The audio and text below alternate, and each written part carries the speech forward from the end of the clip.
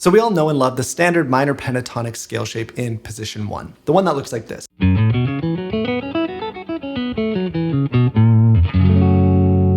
Well, in this video, I want to show you what I think is the second most usable scale shape on the fretboard. And the reason it's so usable is really cool. But first, if you want to help support the channel, make sure you go down below the video and hit that subscribe button. If you want to get a downloadable PDF of all of the graphics and diagrams from this video, as well as all the other lessons on my channel, you can find that over on my Patreon, which I'll have linked at the top of the description. And lastly, if you want to take your playing to a whole new level, you should check out my full-length course, Listen and Play, where I will teach you how to play guitar completely by ear. If you want to learn more about it, link in the description. All right, so one of the reasons that position 1 minor pentatonic scale shape is so great is because it sits right on top of the 6th chord. Every single song is in a key, and in every single key we have 7 diatonic chords. Diatonic chords are just the chords that exist naturally inside of the key. They're always going to sound good together. And the way that we identify these 7 chords within a key is just by following the corresponding major scale. So for example, if we're in the key of G major, we're just going to follow the G major scale.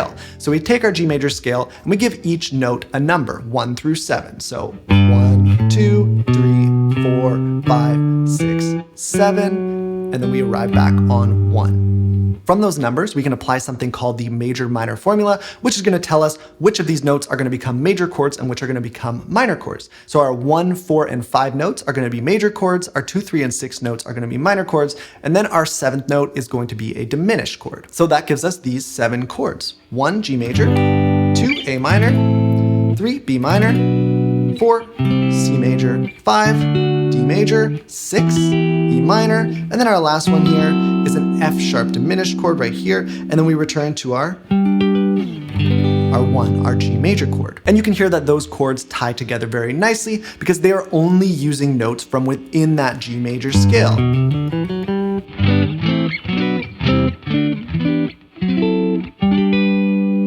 If I played a random combination of those chords,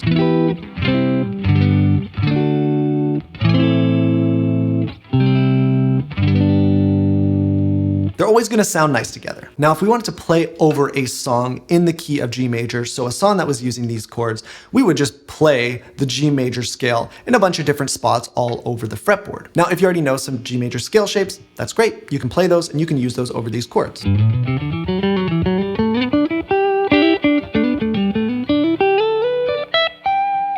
But let's say you're not quite at that point yet, and you're still just working from that first minor pentatonic scale shape. Where would you put that? Well, it comes down to the all-important 6th chord of a major key.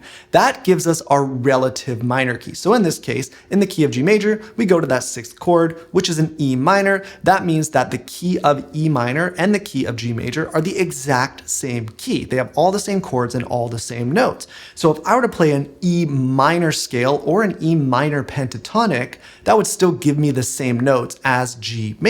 So that means I can play my nice comfy minor pentatonic scale shape in the E minor position. So that's all the way up here on the 12th fret, right? From this position, the next most important thing that you should do is learn how to add the extra notes to turn that from a pentatonic scale into a full minor or major scale. And that looks like this.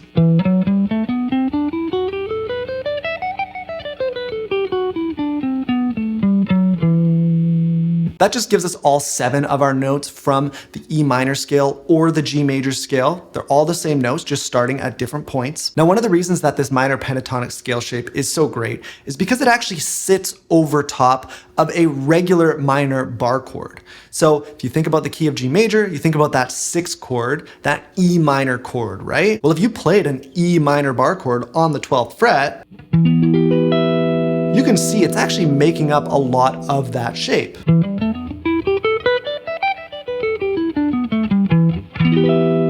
Right? So whenever you're going in to play that E minor bar chord, you're already in position. And because the 6th chord is such an important chord inside of a key in general, it gets used all the time, well, you're right there in the position to rip out a lick or whatever. So if you're going to be filling in some space between your chord progressions, you're already in the correct position. What's inconvenient is that going all the way up to the 12th fret like this is really far away from a lot of the chords you're going to be playing from within this key. It's very rare that you're going to be playing your E minor on the 12th fret in that nice position. Typically, if you're going to play an E minor bar chord, you're going to play it here. rooted on the A string on the 7th fret like that. And if you go back to the chord roadmaps that I teach, if you don't know what those are, I'll make sure to link a lesson below about them. It's just like a movable roadmap to be able to play every single chord in every key.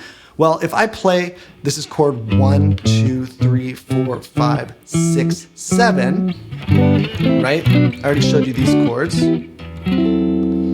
I'm still very far away from that E minor, that 6th position, which is right up here. So what I want to show you is how to play that exact same scale shape, but rooted on the A string. And this is a position where guitar players, they typically leave this one alone for quite a while. They learned that original position 1, and they go position 2, position 3, and then they maybe go behind it, they go to position 5. Well, this is technically position 4, but in my opinion, it's probably the second most useful position because the actual shape is very, very easy to remember. So in this shape, there are going to be notes on the low E string, but they are kind of less important. Try and think about it as rooted here on the A string. That's where the scale essentially starts. So if I play this,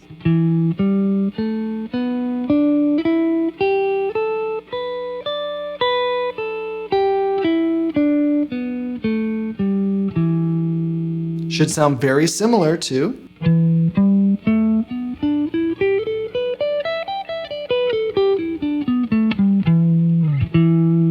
So before you start drilling this new shape, it's very important that we flesh it out a little bit. It's always very important to, with a pentatonic scale, know the entire major/minor scale. So rather than it just being the 5-note shape, it's going to be the full 7-note shape. And then if you do want to make it sound pentatonic-y, you can just not play those extra notes, but let's just flesh it out. So the full shape in this position with even the notes on the low E string is going to look like this.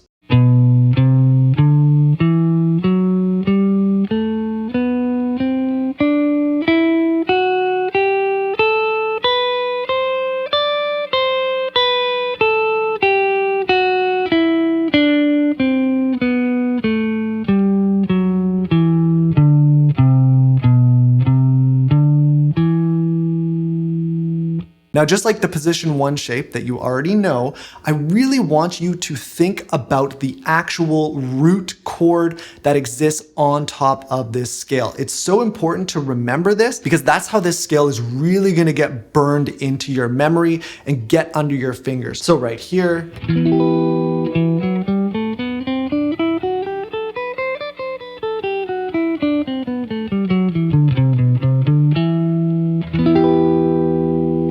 as this new shape really starts getting burned into your memory, you can start using it to add little fills when you land on that 6th chord. So when you land here on that E minor,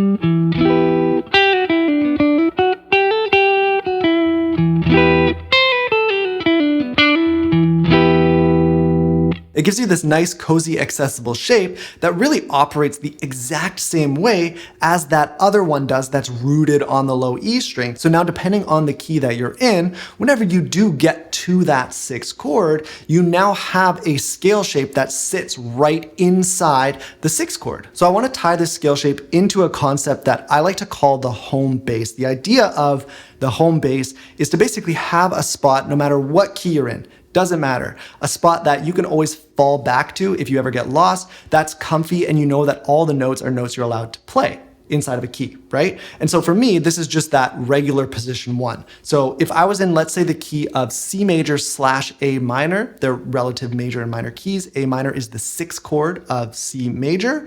Well, that would put me here on the 5th fret to make it A minor, right?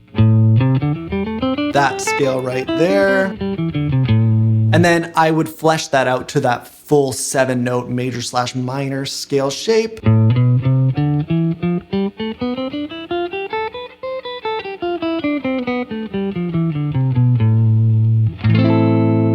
So if there's a chord progression in that key, let's say something like a C major to a G major to an A minor to an F major. So that's what we call a 1-5-6-4 in the key of C major or A minor. Well, when I'm on that 6th chord, I have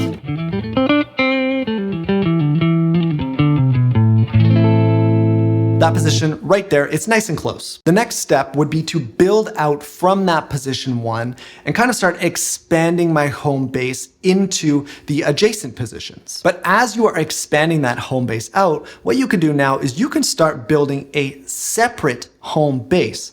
Maybe something you can call, I think I've called it an outpost in other videos, right? Because this shape is more memorable, it's more kind of easy to wrap your brain around than those other more connected shapes. This one does eventually connect, right, as you expand those other positions. But you can start building this one up and fleshing this one out, and then you'll have a new spot on the fretboard that you're comfortable, and over time, you will be able to build them out until they're completely connected with one another. And again, the way to locate this new shape, we're now in a different key, right? We were in G major / E minor before, now we're in C major / A minor. Well, the all-important 6th chord, the A minor, right? That gives us an A here on the 5th fret of the low E string. That also gives us an A all the way up here on the 12th fret of the A string. So we can play the new shape.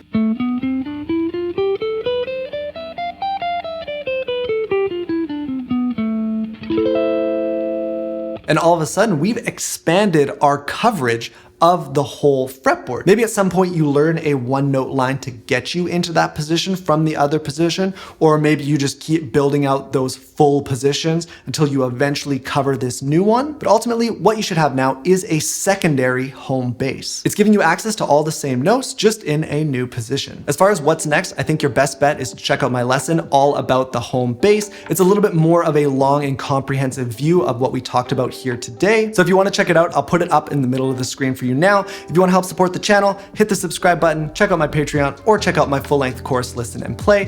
Thank you so much for watching. I'll see you in the next one.